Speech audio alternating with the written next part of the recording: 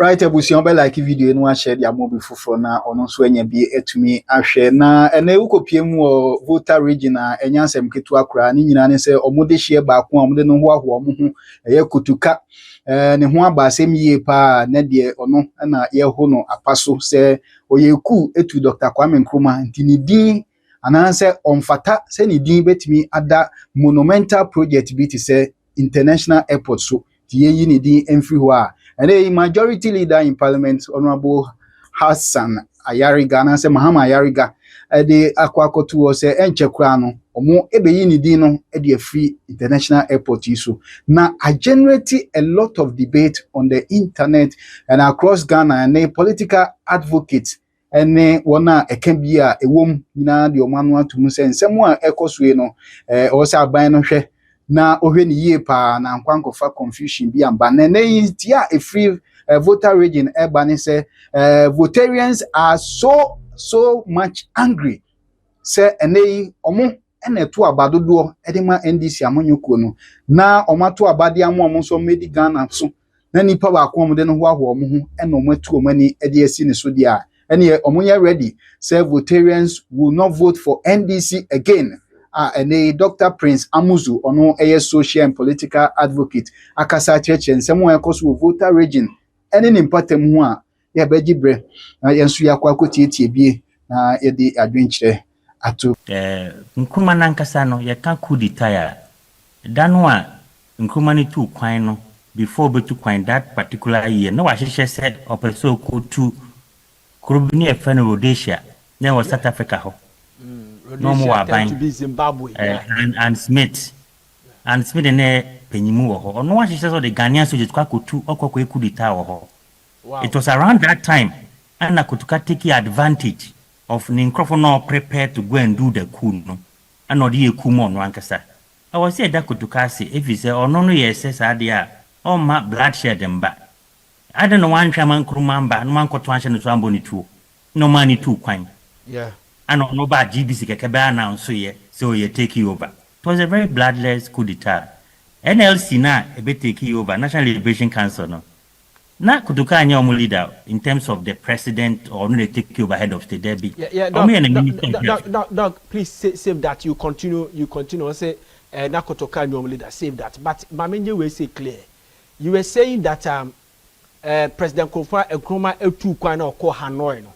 No ko Hanoi no akwa mediation aba oba no akwa asesa soja fo akoyeku anase baby no otukwa ikono no otukwa akoyeku the direct anase me pese me kwan to no tu ye no eno no ewo to Vietnam Hanoi no oko for peace mission peace talks at the same time the same Nkrumah no so an share o Ghana ha or prepare soja for Omako Rhodesia akwakutu aban wo. Oh, I see. It is that time no yes adie no. Enema kutuka munya ho take advantage. Because preparedness no mo ye no. Enu mu no mo so fade ye de omo ye no. Because before kutuka ba Ghana hakra na nipa bebre susu se Nkrumah ya abora mana traso. Nti e wo so mfa kwan bi so. Nanka omo sesa no. And ono for say it was no need say Kafra ombe ni mojahwegu wa ho nti ene man ba se sade a omunye ne si do moye no na ono ankasa no so you be anka ope ono ane pe adenti na ono ndi head of state after that when the head of state or a member of the NLC keke nti obi sa no wo hwe na bra boni ni su a onye obi ni pa basa a se di ndi to ade so bitim be ka se why kuntie ni din. That is the only thing I've heard so far. Argument be any hobby. Or a gun ni mapa. Or figana hey, a lakpa no fee. Why any diem? Was why ku. Nanipa ya ku idea mudia Tony or Masomo does we see how. Nani Mutala Mohammed Airport, Lagos. Say Mutala Mohammed no on a baby 2-1 over 2-1 Fiat yes for Nigeria. Yeah. But they didn't the airport so. Obian fe bufo. Na kutukana send they didn't the airport near 50 something years, near almost 60 years. Yeah. Then I say Ghana ho. Nti a cry twin agwa ko hunu said a yankrophobia and I say almost person will take advantage of the NDC government no and yankrofono do na bi NDC bi so MPP Martin penyifo Yawo NDC name people mu nyina yɛka sɛ ɔyɛ nkruma kotoka ne dini. And sometimes it also speaks to the lack of understanding. Nkruma nankasa on the ma Ghana tribes na yɛ baako. Nkruma ka ho ɛne ekɔkɔ yɛ adwuma de transvote ababɛka vote Ghana ho. Mane da na Ghana. Na Cape Coast. Tell them Gold Coast no. Na Togoland nka Ghana ho. But Nkrumah wanted unity. Nkrumah wanted a united country called Ghana. Yeah. And he made sure say or the Nkrofo for different tribes can be minister. Say Bedema be finance minister Nkrumah at time. Yeah. Nkrumah anye tribalism. Inti sa also Nkrumah need takes. Na fe adwina also dia beni na say Nkrumah na also no. But one kasanka personal sentiment be mostly is anti-tribal. Yes. Tribal sentiment be and na wo hwehwe. Na wo dia kwakwa se nipa na eku danti na kafra Ira Rollins wanye ku Ghana he. Yeah. Nti bibi ni Ghana de Rollins din ato so. Yeah. Nti anu sa nche nkonko ni Rollins din fi so. Obi ni modwuma Rollins di ama Ghana. Unti mi nkonko kan se Rollins din fi ade de ni din ato so. And na ye kase nipa kwa pem ye de ni din asa to nyoma so. If you say oye ni papa pa oye ni papa oye dwuma papa da. Yeah. Nipa bi azu ni wa mfonso ni no ho. Nipa bi ni wa mfonso de ben eni no ho. Sana ne ya ka se Nkrumah nankasa no mfonso but ni ndwuma pa wa ye nti ye nyina ejitum me sei me obi a meji Nkrumah ne dwuma di pa na me so me aware say oye nipa nti on mfomso nti nye ne mfomso ne ye celebrate but the historic facts are ye this monument we create ma nchiri bana ba be hunu say nana nyomatie na nipa de mfomso wo no ho oye bi buambe ni nyina oye bi pa wambambe ni nyina nti saade a wo ye ni yie na se wo mane chia timamofo no kwati mi fa bufo aba be yi wade so. It's a lesson which would have to be enshrined in history. Na intini banen bran be say the first way ni papa e kire say oye boni aye nsori ntia wo. And that is very important. Isa o ko ni dire free ho. O se o high and client en fa akra nto so. O ko sa tribal line one. Yes o be kokuma sa o kan say ye Nkrumah din free ke university so because here Asante mine Nkrumah free Kumase. Sansen say ye de kwan. Embo aman no. Nti ye kan ni kwakura mu ni se kutuka din e dia to kutuka international airport no en se hwe Ghana en se hwe so en se hwe kra adwuma e da for man ye say politicians nyama ye no en e so mo hwe no mo ye Yura Mahama wa start o ye adwuma sidi no wache no a e obi ani age ni duane bo start ye de ben e ba fo obi ani age na we so den e de ba adwuma o se wo so ye free Mahama ke ye twen se be hwesa ampa se apomudin sam be pejana nanu ne ete se software kwa healthcare no omakwa akoyi akofa wo fraba ama na ye kase wo hospital o data an kai wo ho so many years unya o data kwa hospital o lab test kwa result ni ho o medical record ni ho ni nyina ye nka ho hwe because ye nyina nya adwene po bi se oba be edwuma parliament ye ho abotre na edwuma ne de be emfa for na se edwuma ne pam ne ba be no e dini change ne ba be da se nke emfa nko be bia o Every uncle baby, and yet didn't say, any Juma I see Brambe Ghana hay. Ghana and Penny Fui, and yet didn't say Sunday some Brambe. So Peso did dinner to be beer. Ya, what dinner for dinner to way. A joy bro Ghana bit me. Airport no be bro, bridging be broke money airport. I didn't now go see airport when I'm fat, it didn't call penny and fan or so. Okay. Now, a dinner daddy and son our old now so bad and near the womb. Now, Doc, what about the argument I say about one thing? Ever since I issue by majority leader announced on a day before yesterday. Now, I say a buying share any sort of sources na you know Accra International Airport. Or we have seen some of the Gadangwe people have also started. I mean, coming out with some names here. Or movie some the Gahiru says here do mudi editoso. Don't you think say? It is a time that we do that because when you go to Kumasi, we share the prempe the first you did to airport you so Kumasi International Airport you the prempe edina dia to so I have say no see take kutoka diners ya onan with different place na ya de be a hero bit say ni kintakita wia nana mugi money sai ne to so don't you think that will be ina kasumbiaba Ejuma bebre wa Accra ha ye wo se ye hwe ne ye. A se ye mpanyimfo be hwe so ayedwuma pa. Ombanya we bebraya omde mpanyifo edin be de ben ebeto so. Prempe the first international airport na yekin. Upgrade near ye na ma this edin de ben aba beto so. Na wo kan wo background na je say airport a yekin kra na enye ye kra before ne ye sha ase wo abrofo no World War II nti no be sa military airport we na that what be say ye timamfo ekokokon wo mo kon World War II. Any airport on bezi mayo. Enti ene afansan ye de airport mbo be dane ya de be chiche ye ntemu amanji chemu aba ye Ghana Fontaine. Mpanyimfo ya ye bobo wo mudin ya wo ye nkranfo yi. Wo mudi no mo sefata. Se de wo mudin to Ghana de so. Ba nyoma bebre ho a betimi aye ama ye mo so de wo mudin ade ben akwa akoto so. Ehun ya se obema ntokwa aba akanfo ana igbefo ana nkranfo ntem ehun ya. Na that na why na almost was sate kasa no. Say ye nuamomo ewen Votarian almost tie o. Omo tie de ekoso nyina. Tie omo mba fele sesen. Mimi ye bia, mi se mimi ye bia, me angonani. Nti de mo kan mi so mi fele sesen. Mi so mi ka Ghana wana se mi ka Ghana ho biom. Nti se omo ba beto dini bi o baby na eho so ye Votarian na do bi for din beto mi so mi ka sesen. Mi ka se yin ni dini. Se esa na se nka bomu ne ba ko na nkruma e pa ma Ghana no. Enye ne ye no. Nkruma na nkasa already history a ono ne ma Ghana ye ba ko. Yeah. Tama na amanfo bi kire se yenye federal system na ade obia ntene man amanfo so mo tio mo man no. Nkruma kasi da bi ye ma Ghana nye enye papa nti nyina ne ben yenye ba ko. So ho.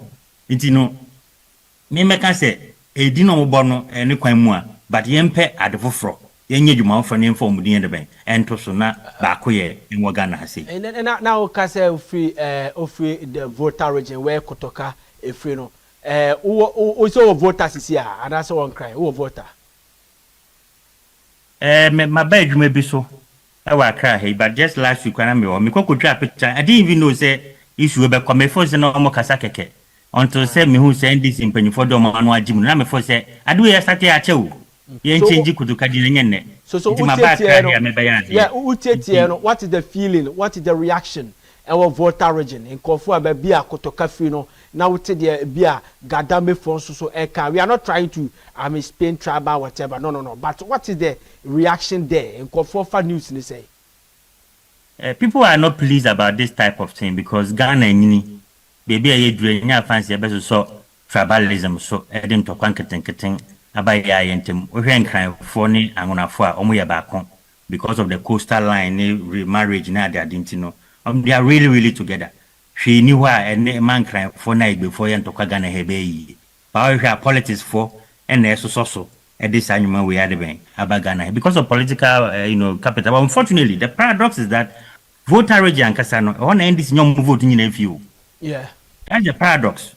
Enti omon kasa unin pakasa so say empanyifo no e de omo agimu de ye nka hwe but when ni bet no ebenya nsonso ama yamanko yo ne nduma ye Ghana ha sei eno de I be sure because we need pakasa na ahwe omo sentiments na nipa ba ko pa de ni din ato bi su Ghana hei ene ye yi ni dini. Those are the questions that are coming up.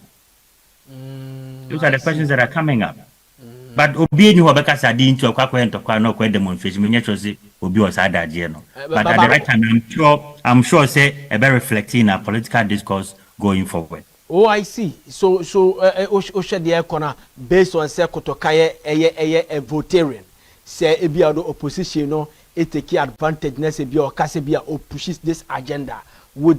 Can this affect the voting pattern or a voter region? Are you sure? This is not going to have a bigger impact or significant impact in my own estimation. But Osha, a big coin, I'm a buffer between 5 and we say, oh, in this media one was any the one war. Ye buy is ye be cramino. First, near Quenis, you young on a 14 if you can and your muscle. And Kaoke can also, my other for me could cut in quack. So once I be up really nash, I'm on Sunday Akagana high. Yeah. Apart from international airport, never on any fan of to Canada be war. Hoy, the status is St. Francis anymore.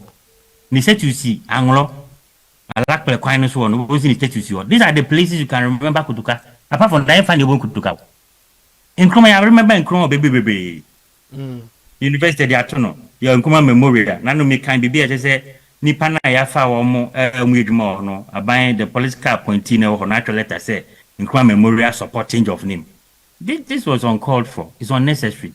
Nkrumah Memorial we na esi ho no kafra onim say Nana Adodankwa Akufo-Addo former president and oba be sese ho sei na no memenya ho me no nyina akokotwa pekye menya nije say Ghana din to mapane afefree, but you don't politicize such an monumental place. No, you saw more letterhead akakotro no na ochotro no sa nya wanyama nketenkete we no esunsun transfer na eba bank kakra eba na ama obi di adweme betu ni trim na ono so ochena bi o de akwaya decision bi say sa de ameso nyini se enunti na Nkrumah nankasa na dwere pem en nipa dodo na ye di Ghana so be sin nei obi eni ho awaka so ko sasa di ni da obi eni waka so ko sasa international airport ni di ni da obi anka bi da enkomo we eba de bia baba hena eno asa abrase na he abrantia Matthew okofa assassin we ba Andre politically onye heavy, socially onye heavy, utimi say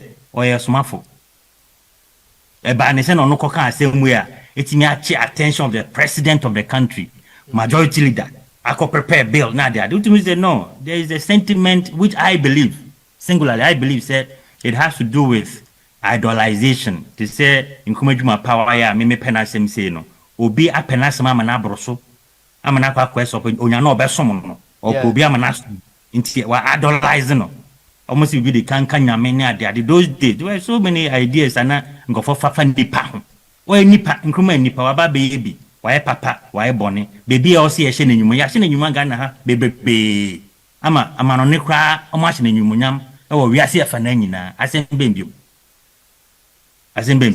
I see.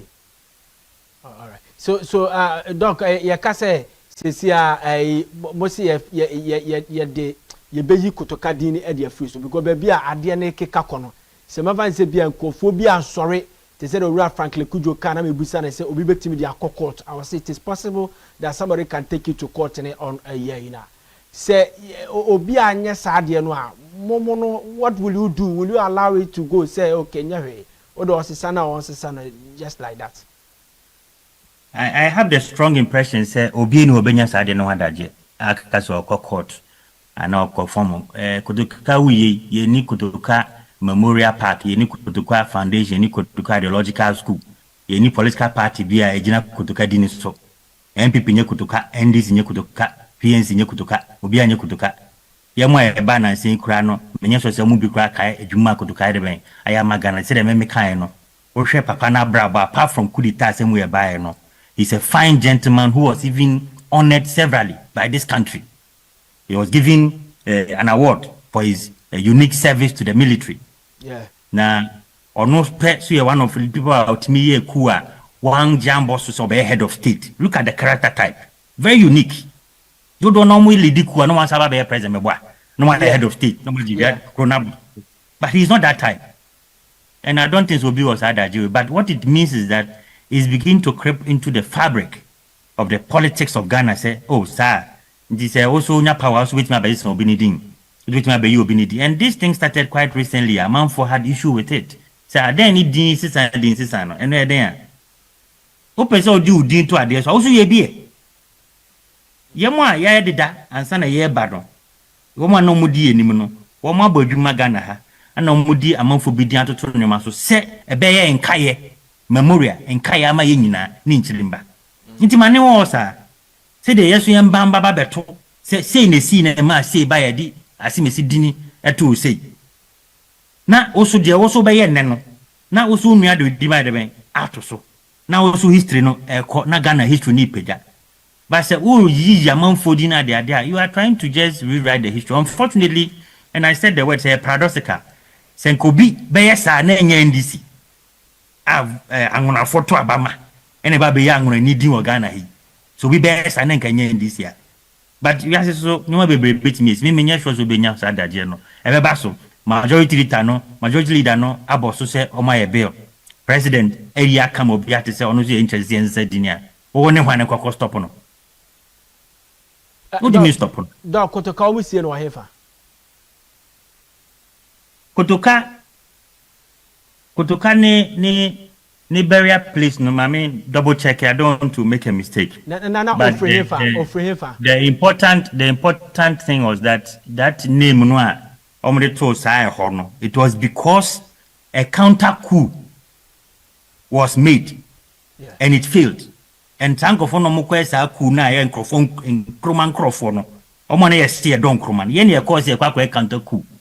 Ye quite a cocoa fili, and ye kum man war. Just 1 year. After so to Nkrumah 1966, 1967, and Kuno Airport. When the ma Ghana for near war that time, no.